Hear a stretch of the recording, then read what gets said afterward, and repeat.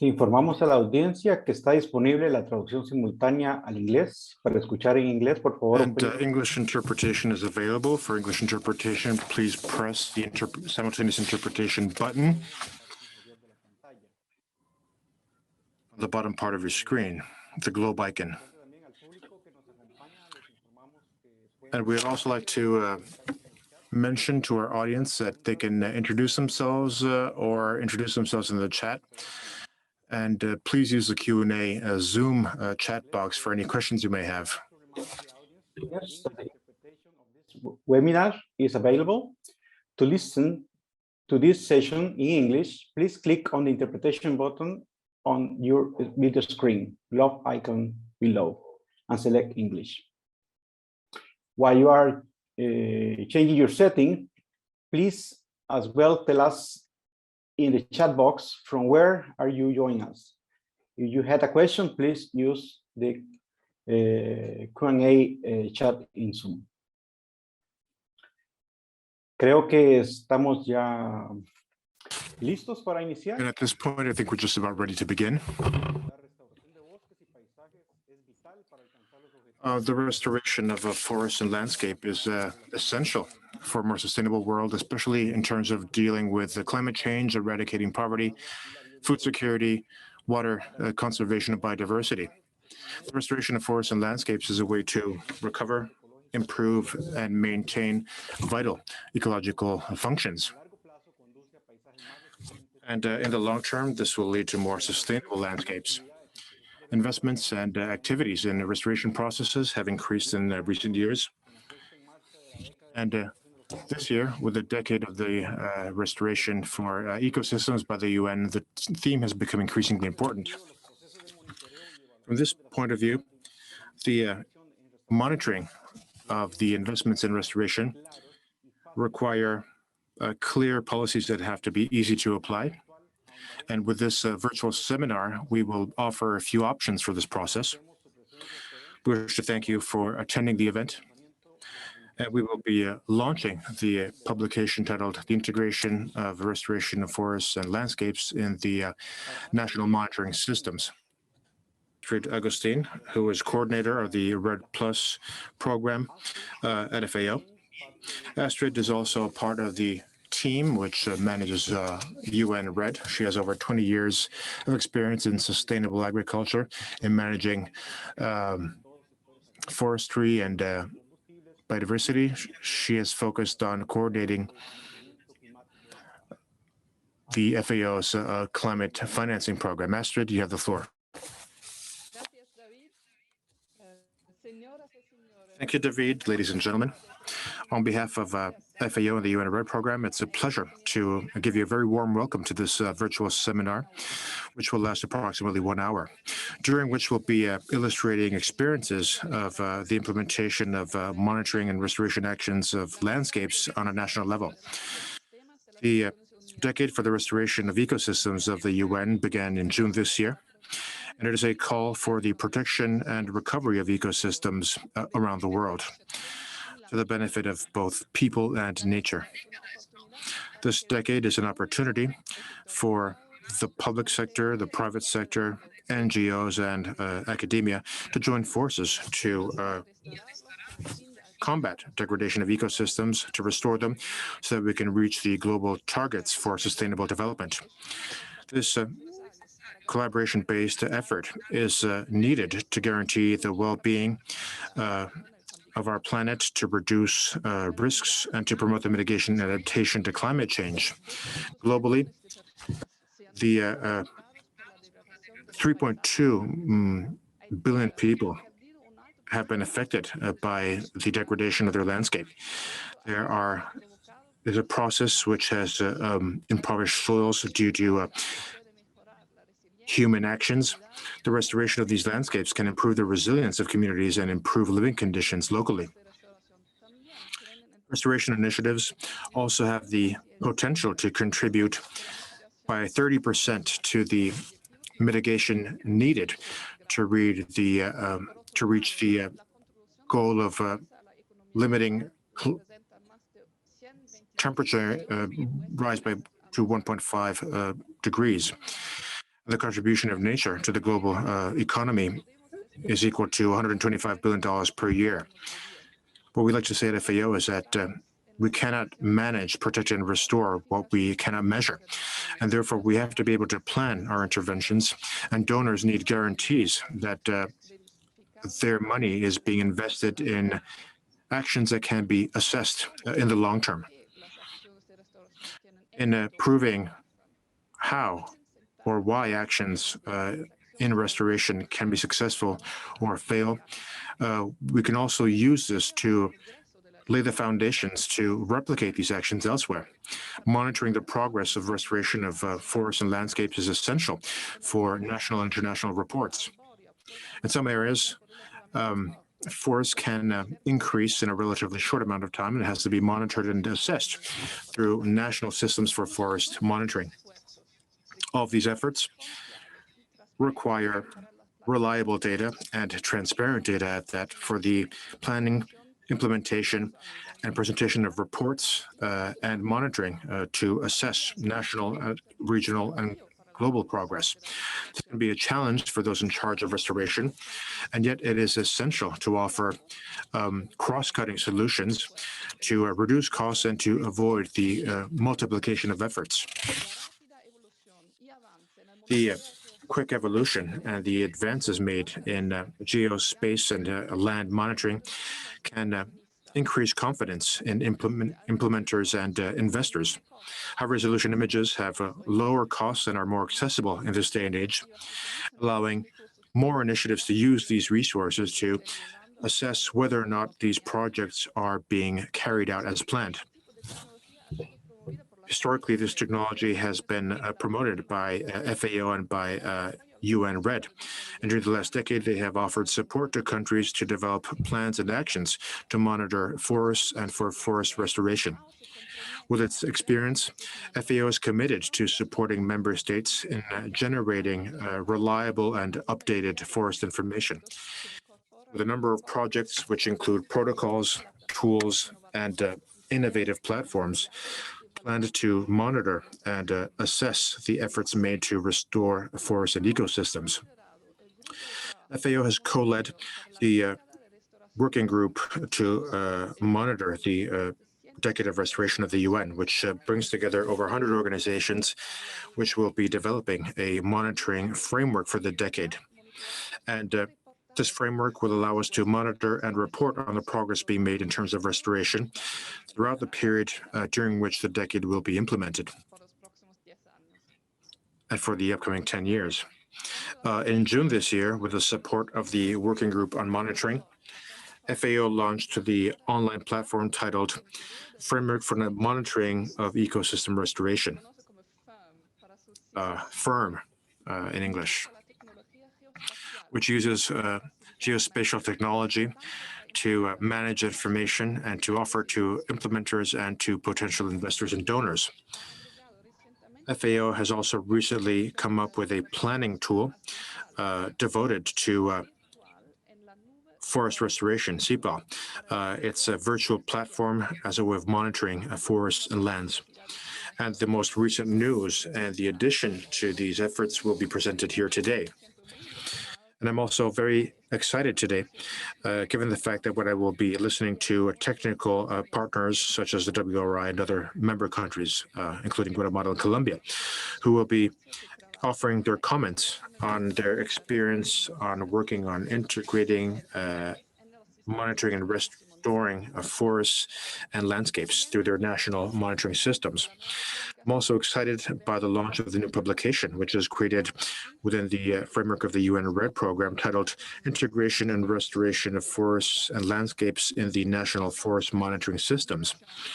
This important publication offers a number of good practices organized in 16 tangible steps that can help the integration of the monitoring process within the national organizations responsible for the restoration of forests and landscapes and the national systems for forest monitoring.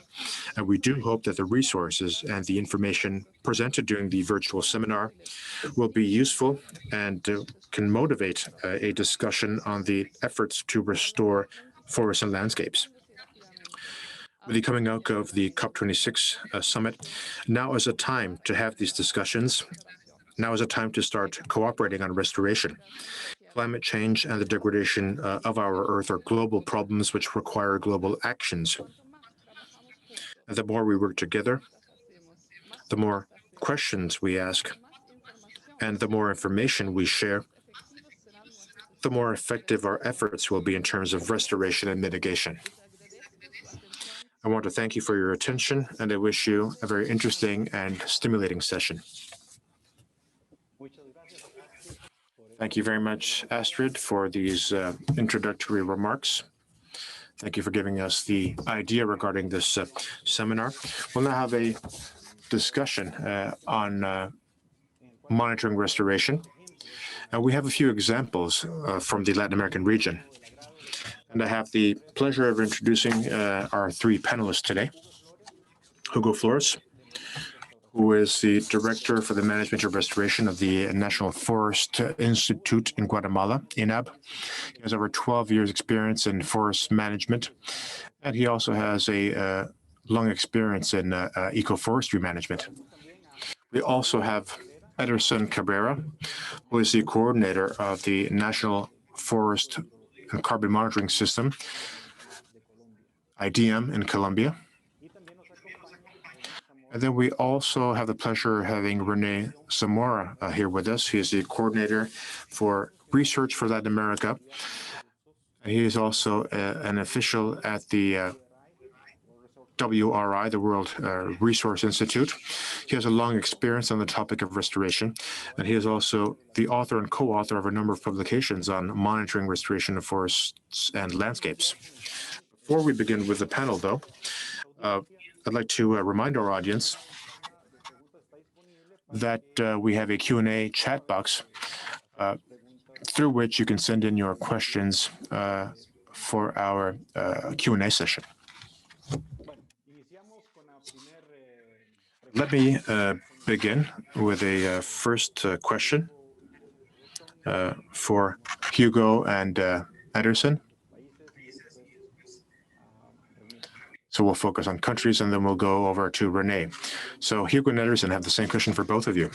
Both in Colombia and Guatemala, you have started working on forest and landscape restoration projects with a national strategy. Now, having said that, I'd like to hear your comments briefly on what the main challenges have been in terms of monitoring and restoring in your countries. Hugo, perhaps you'd like to begin. Thank you very much, David. Good afternoon, good morning.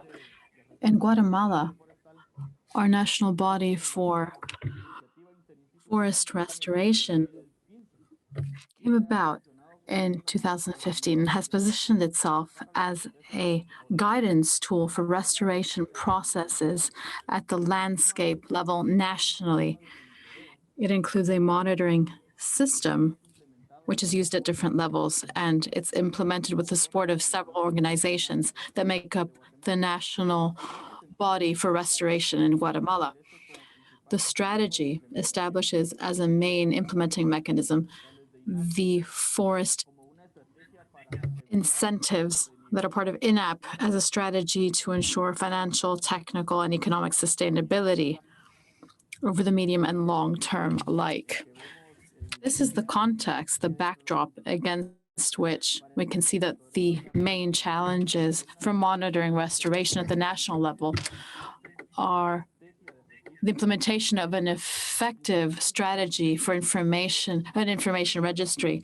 There are many local initiatives, and that calls for ongoing support on the part of those who are responsible for monitoring and recording that information. That information registry calls for electronic and digital tools which allow for us to manage that information.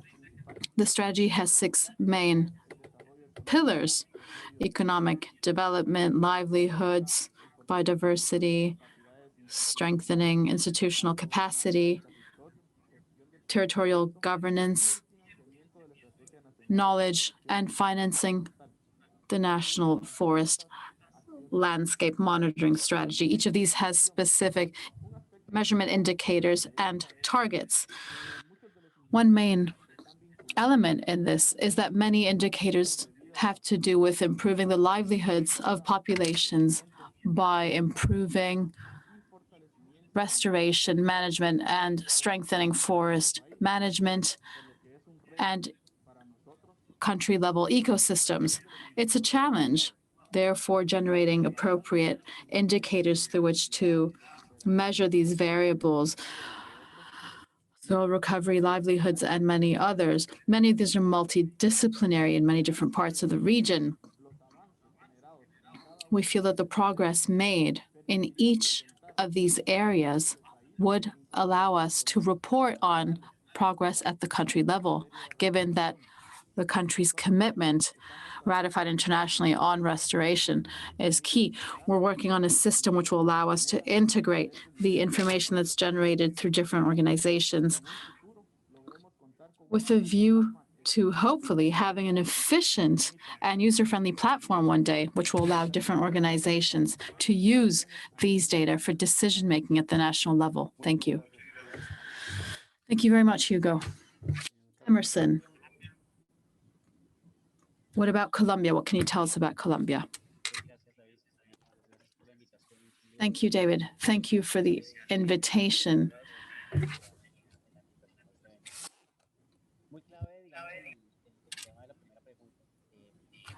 The first question is key.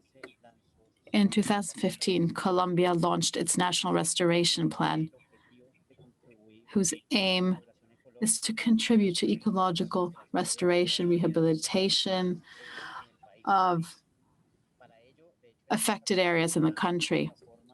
We've developed a platform to this end, which has allowed us to begin to consolidate all the different efforts that have been undertaken in Colombia at the national, regional, and local levels. As of 2015, and in the last two development plans, Colombia has had very ambitious targets in terms of restoration. For instance, in the current development plan at the national level, a target was established for 2018 to 2022 for at least 700,000 hectares to be covered by restoration practices. There are many different approaches, rehabilitation, recovery, or other for affected land. This is one of the efforts that Colombia has been making in terms of forest management. We have a long history in operational monitoring systems. For instance, when it comes to monitoring deforestation, some 10 years ago, we established a forest and carbon monitoring system, which allows the country to gauge the different types of forest, the types of deforestation, and also provides us with early warning systems. This is all key when it comes to forest sustainability, and control actions allow us to better manage our forest land. Onto the question itself. One of the first challenges has been that of integrating different monitoring data, deforestation, forest cover, and so on, for those to be integrated with reforestation data so that we're talking the same language, so that we're all on the same page at the national and local level. That has called for one definition of forests, of deforestation, and of areas that are being recovered at different levels and on different scales.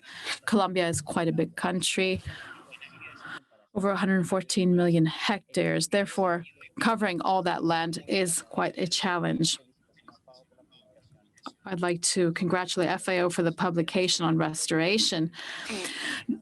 As I was saying, this calls for different techniques, different methodologies, from the national to the regional to the local level. Another target at the country level is to establish and plant millions of trees. This is a restoration target. And we've achieved some of this through different monitoring strategies. We have a technological platform developed by the Environment Ministry with the support of other bodies to monitor these restoration initiatives. At the national level, we can almost obtain information in real time and try to reconcile these with the government's initiatives. The challenge that emerges, how exactly initiatives at different levels can lead to different mapping exercises on the different restoration areas. Often projects are only reported on to the Environment Ministry. However, if we don't have an integrated mapping exercise, it'll be difficult to obtain information in real time. Now, we have a protocol for the integration of all information that comes from the field. And this involves the ministry's monitoring mechanism for all these different areas. We have managed to achieve some degree of integration and hope that this effort will be able to continue when it comes to all monitoring systems. Thank you very much. Thank you, Emerson. Let's move on to Renee. Renee, the 20 by 20 initiative has driven many initiatives for forests and landscapes. Working groups have been set up across different fields. One is monitoring restoration. With the experience generated, what would be your main recommendations with a view to improving the monitoring of forest and landscape restoration at the country level? Thank you very much, David, for the invitation, and thank you, Carla. Yes, this is a mechanism for addressing the bond declaration and the decade, right? So one challenge is monitoring. How do we monitor the achievement of these commitments that we made, these political commitments for a significant number of hectares? I think one of the lessons that we've learned along the way is that monitoring restoration goes above and beyond forests themselves. There are countries, for instance, in Latin America, such as Uruguay, where restoring natural rangelands is crucial, and it doesn't necessarily have to do with trees. The same goes for wetlands. And this leads to monitoring challenges because trees are physically evident, and if trees aren't part of the landscape, then we need to look for some other element that we can monitor. That's one lesson that we've learned. The other is how to link these national systems that are top down with participatory systems on the ground. People on the ground are implementing restoration, and that evidence, that progress, helps them attain a monitoring system that allows them to measure their progress in the field. But that needs to be linked to the national system, as our colleagues from Guatemala and Colombia were saying, a system that allows us to capture information if all the parts agree, of course, and for us to report within a more robust system. Lastly, it's important to say that there are challenges because when there's deforestation in general terms, it's easy to measure. There was a forest and it's no longer there. When we're talking about reforestation, there are different ways of doing this. Agroforestry systems and many others. And as we all know, if there's forest restoration, trees take some time to grow. Remote sensing doesn't necessarily identify these trees. There are several challenges that need to be taken into account. So just to come full circle when it comes to monitoring biodiversity, in addition to vegetative cover, there are challenges there too.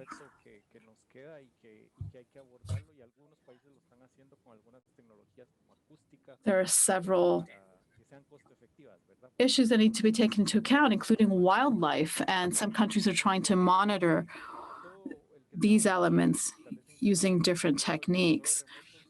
Anyone who uses with remote sensing is seeking to achieve the best possible information, but information needs to be garnered every day. There needs to be good data quality. There will always be new images, better resolution, better systems. However, the decisions that we need to make on our territory, on our land, need to be taken today.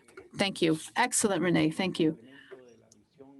I think we have some good complementary visions at the national level, at the regional, and at the local levels that you're all working on in the region. I have a second round of questions.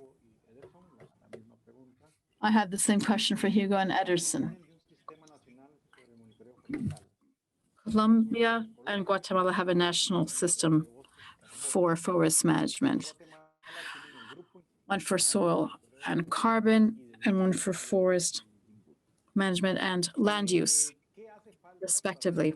What do we need in order to make restoration, monitoring, and landscape processes more efficient? Hugo or Ederson, who wants to start? Hugo, go ahead. Sure, I'd be glad to. Indeed, in Guatemala, the Interinstitutional Forest Management and Land Use Group also includes the National Forest Institute, the Council for Protected Areas, the Agricultural, Livestock, and Food Ministry, and the Environment, Natural Resource Ministry, and several universities. Those are the components. This group is, of course, inclusive of academia and government institutions. They're all involved. And some of its main commitments are to generate and systematize information produced by the institutions that make it up on forest monitoring, land use, and other related issues within the context of the capacity of each of these institutions, harmonizing the information available. However, in order to make this monitoring effort more efficient, we need to strengthen the coordination and communication mechanism at the interinstitutional level so as to reduce the gap in monitoring system in restoration initiatives at the national level. It's important to note that in addition to the projects within forest initiatives, there are others that are developed with the direct support of local, national, and international organizations.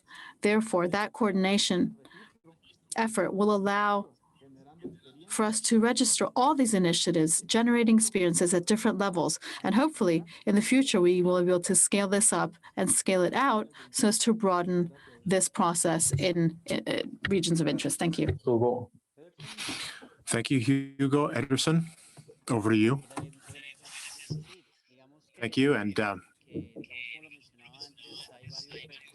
as I was mentioning earlier, there are a number of challenges on how we can consolidate this process in terms of monitoring restoration. I think it's important also to work on creating links between international and national projects. And within the country, it's important to allow local communities to work with national authorities and international organizations.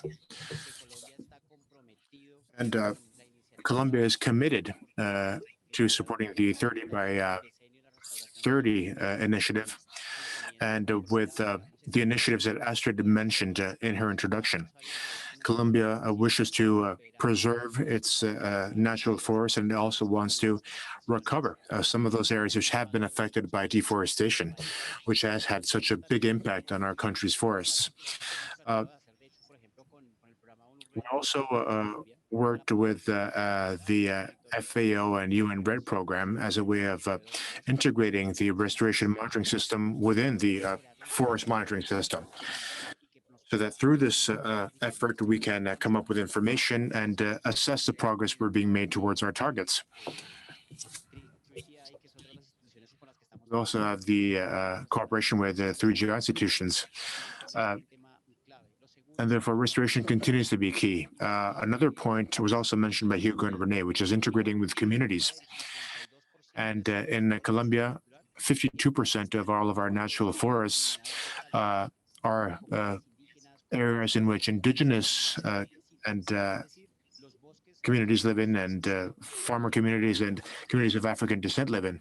Therefore, forests are cared for by the Colombian population, and we also try to find links between global commitments and local ones, and therefore we have a number of projects that can allow us to bridge the gap between what the government would want and what local communities need. And then another topic which has always been very complex is how we can bring information to the more isolated areas of the country. Think of a municipality like Miraflores, which is in a very remote area of the Colombian Amazon forest, in which there is no mobile signal, in which our platforms aren't necessarily available. And it is a challenge to bring the information out to those areas and to the local communities that they can work on the restoration of those areas. In other words, we have to find alternative ways to integrate those more isolated communities, not just in the Amazon region, but also in Orinoquia and the Pacific region and in other parts of the Andes and the Caribbean. I think it is very important to focus on these three aspects to become increasingly efficient in monitoring these very important restoration processes for Colombia and for all other Latin American countries, in fact. Thank you, Renee, Emerson, and Hugo. We have had a very interesting overview of the topic. We now have a question for Renee. Based on the 20 by 20 initiative, what is the importance of the national forest monitoring systems to support the reporting on the progress of forest and landscape restoration? Well, it's important to measure the hectares of forests that we have been working on, what their state is. And in Colombia, we have made significant progress. Guatemala has made significant progress. It's also important to focus on the quality of the restoration we are working on. That is a little bit more difficult to measure.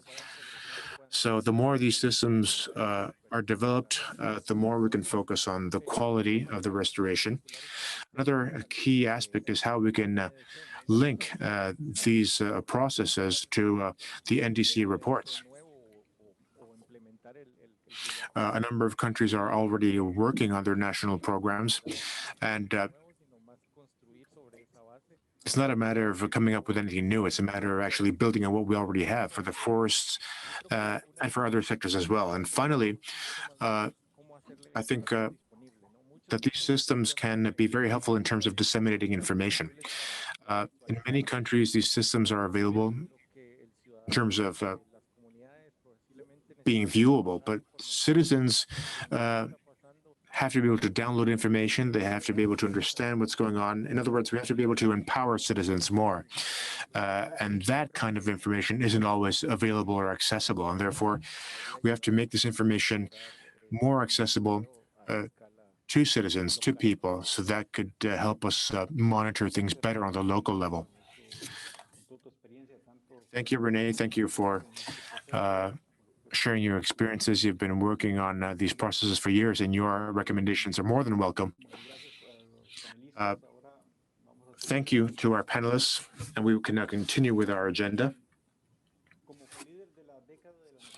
As co-leader of the UN Decade for Restoration, the FAO is coordinating efforts to measure progress, to identify best practices, and to support the restoration of forests and landscapes. As part of these efforts, and with the goal of supporting member states, we will have a brief presentation now of the publication that we are launching today, titled Integration of the Restoration of Forests and Landscapes in National Forest Monitoring Systems. And for this presentation, I'd like to give the floor to Carla Ramirez, who is an expert with over 20 years experience in monitoring national forests, and she works for the Forest Division at FAO. She has been working with a number of countries in the Latin American and Caribbean region, helping them setting up their national forest monitoring systems. Carla, you have the floor. Thank you very much, David. I'd like to share my screen with you at this point.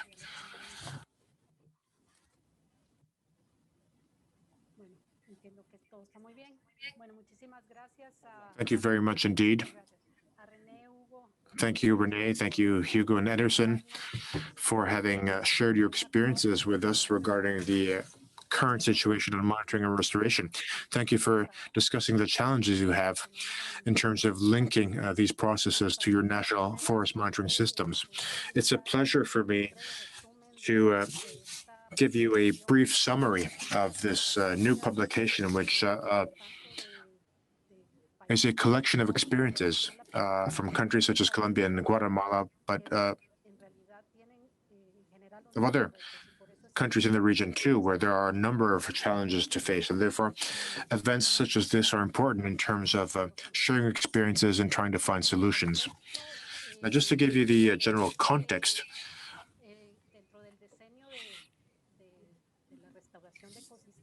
within the framework of restoring ecosystems, I think it's very important to try to improve monitoring and restoration systems. And in a number of countries, we know that national forest monitoring systems already exist. FAO has been supporting these systems from the very beginning. Because FAO, of course, is involved on identifying forest resources, and therefore it has always been involved in supporting countries on how they can collect and present information. FAO has supported a number of countries in their projects regarding forest monitoring systems, and we have also been supporting countries through the Red Plus mechanism, for instance. It's very important to produce quality information at the lowest possible cost as a way of supporting policy making. And let me share with you a few comparisons between what is currently being done both in the national forest monitoring systems and the restoration of forests and landscapes. And there are a number of similar elements, in fact, although there are still plenty of types of actions which are developing their activities in an independent way in separate offices in different countries. And this is a challenge, in fact. In other words, how we can improve communication. This is something that Hugo was mentioning during his comments. And of course, it's important to know how things stand. And when it comes to skills, for instance, the national monitoring systems are a way of finding solutions as a way of offering national and subnational responses. And of course, the main challenge here is to how we can include all of the information collected through the various projects in something broader and more consistent on the different scales. When it comes to monitoring and restoration, we've been working more on a local level. And now it's a matter of understanding how all of this information can be integrated into the national scope. When it comes to our tasks, we have to have a multi-sectoral approach. From what we know, it's important to include all of the different working groups, and we'll be seeing this later on. When it comes to indicators, when it comes to our commitments, especially in restoration, we often refer to restored hectares. This is obviously also important when it comes to calculating emissions.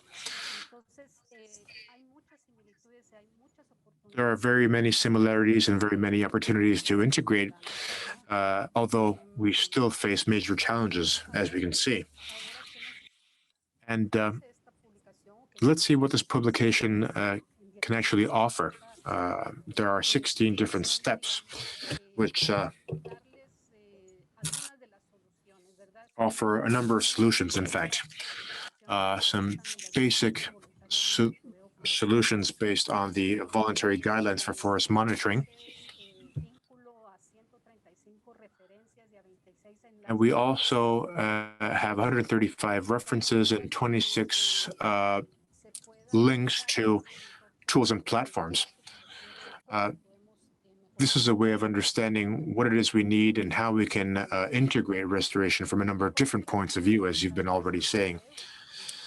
And we also have a number of national entities which are responsible for monitoring. And we have to create links between the national and local level, along with the global level, of course. Decision makers can use this information to try to understand all of the challenges implied in monitoring activities, or they can also add new topics to forest monitoring and to the use of soil, because of course restoration also implies a different use of soil. Investors and donors are also involved. Another important thing is how we can reach out to communities and producers. This is also a challenge, and that's why experts in monitoring and the academic sector can support us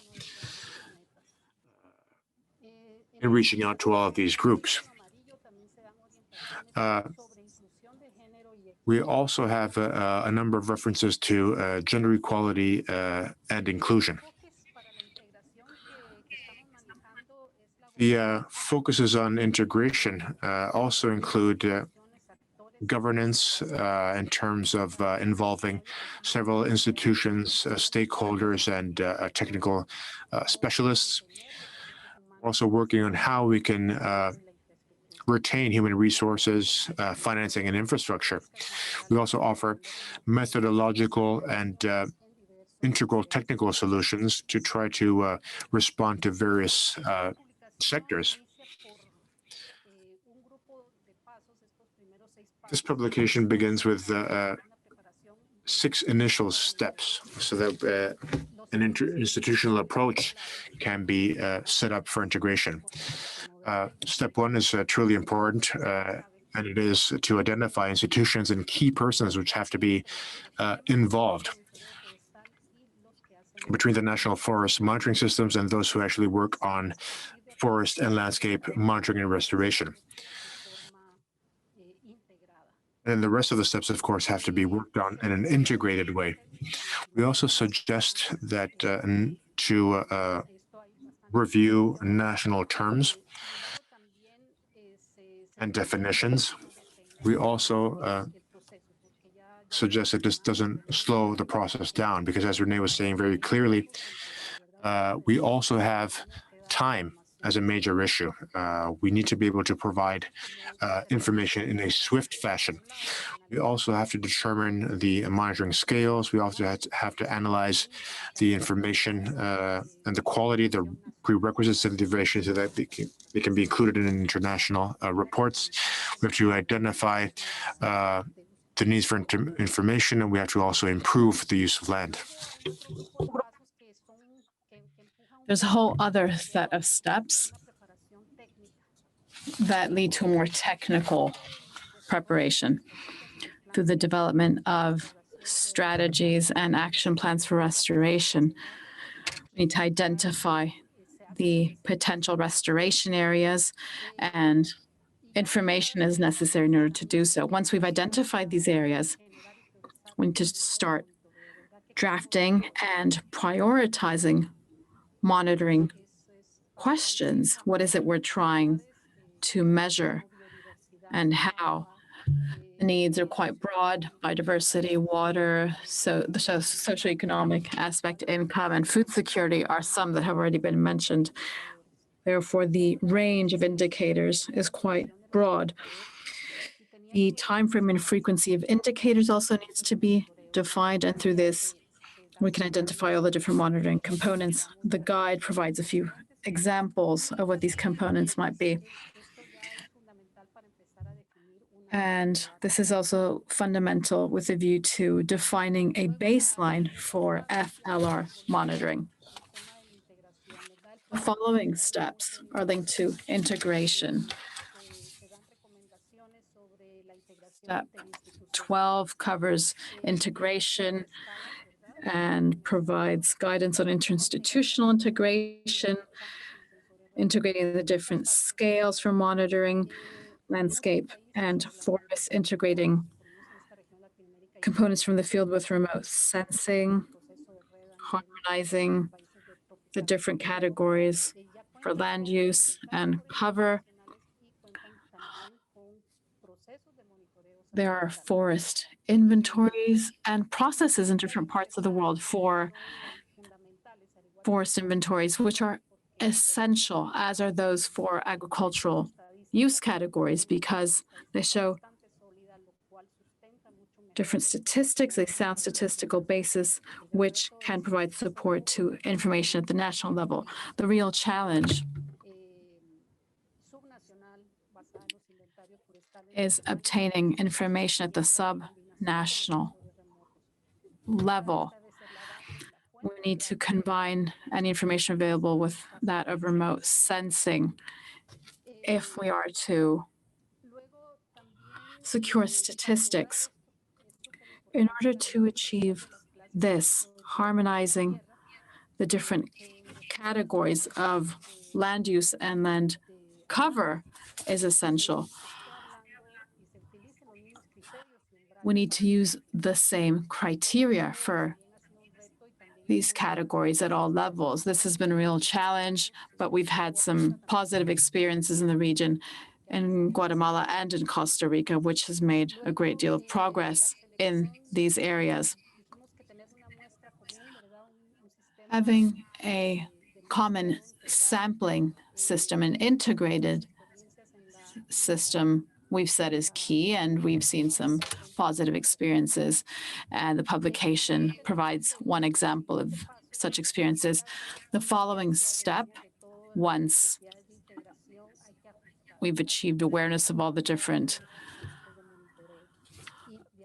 challenges, is that of measuring each monitoring component, designing the way that we measure each monitoring component.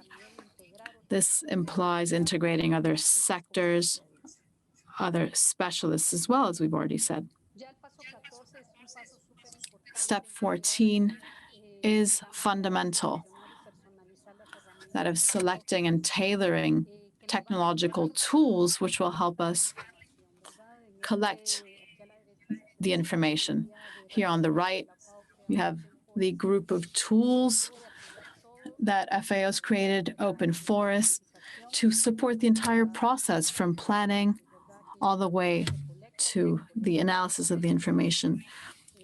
So information collection tools, collect mobile, collect earth, analysis tools, spatial analysis tools such as EarthMap and CPAL.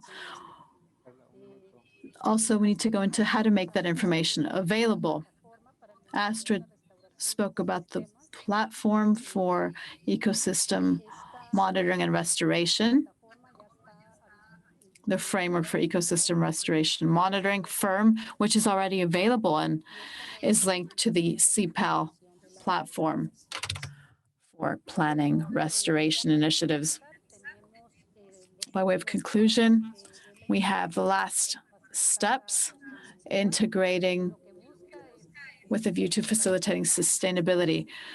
The aim is to strengthen capacity and to uphold that quality that's been achieved. And we can't do that without a sound sustainability strategy. We need to have resources available both in the short term and the long term. That's all for now. I'd really like to thank all of you, all those who dedicate their time to seeking to improve information quality. On mine and David's behalf, I'd like to thank all our colleagues from Colombia and Guatemala who took part in and provided their input toward this publication. Thank you. Thank you very much, Carla. Several questions have been posted in the chat box. It's been a really enriching exchange. Some of the questions have already been answered by the panelists, and others will get their answers at a later stage. We will select 2 or 3 questions given our time constraints so that the panelists can answer them. And perhaps we could start with a question for Renee. Renee, how would you recommend that the integration of adaptation approaches based on ecosystems and nature with monitoring initiatives at the national level? Well, that's a key point, especially for developing countries such as Guatemala and others, where the real issue is that of carbon emissions. Mitigation is important, but the amount of emissions in the south of the world, not all of them, but most, don't have a level that's as significant as elsewhere, which means that we need to adapt.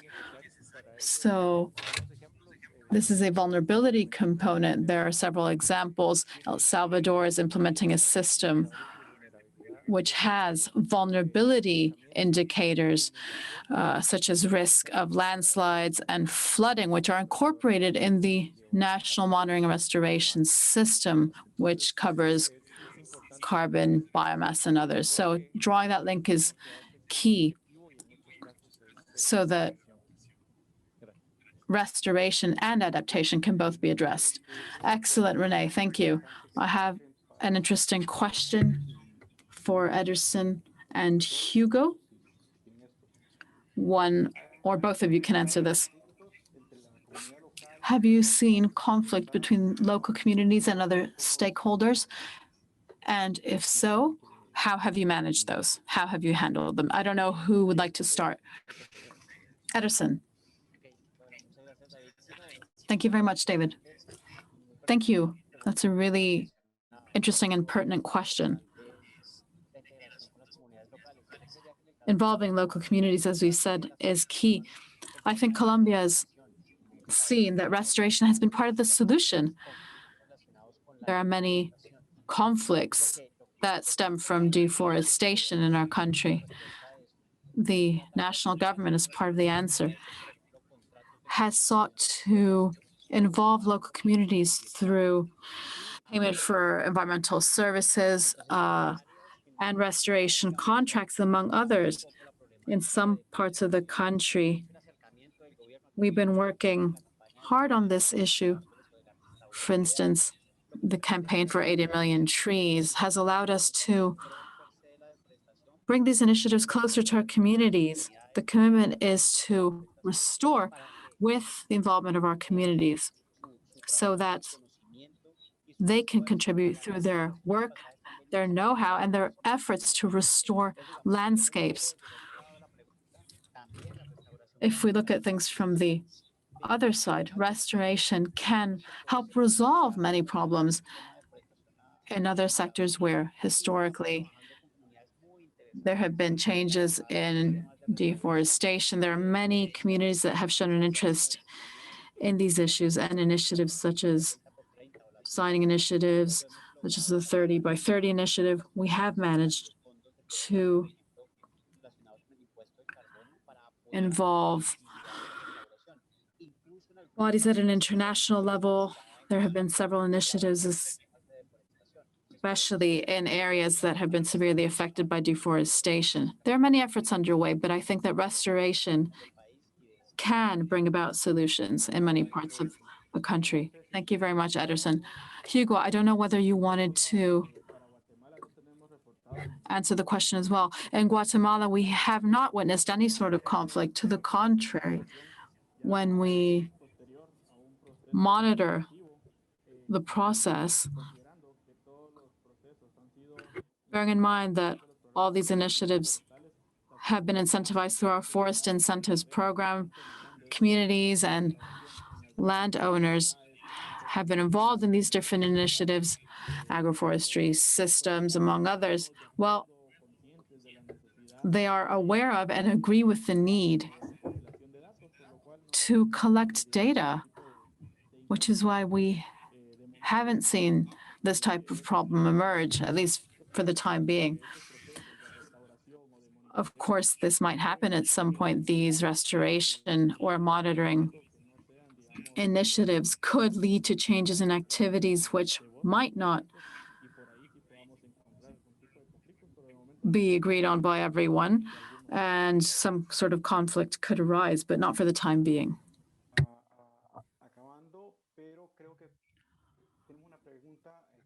We're about to run out of time, but we have a question for you, Carla. Perhaps you could answer in 1 minute. How can we guarantee an integrated follow-up of integration initiatives at the different scales? A member of the audience says that they're implementing a restoration process. However, they'd like to know how we can integrate all those different processes at the different scales. In 1 minute, Carla, please. Well, the idea is to draw links and keep sound channels of communication open. There are entities and bodies at the country level who have been working on monitoring restoration and national forest monitoring systems. So throughout this forum, we really emphasize the fact that these working groups can establish integrated plans that can communicate and liaise with one another, and they can draw on the recommendations that are set out in the publication to reduce the time that it takes to relay that information. There's a learning curve when new issues arise in the different working groups. So using these types of fora, using the tools that are available, can help us reduce that time lag. Generally speaking, though, I think that communication will be an essential element in the different working groups at all levels. Thank you very much, Carla. I think we're drawing closer to the end of this event. It's been really interesting. I think we've learned a lot from our region's experiences and those at the country and regional level too. And these lessons are perhaps being replicated in other parts of the planet. And if not, we hope that they can learn from these.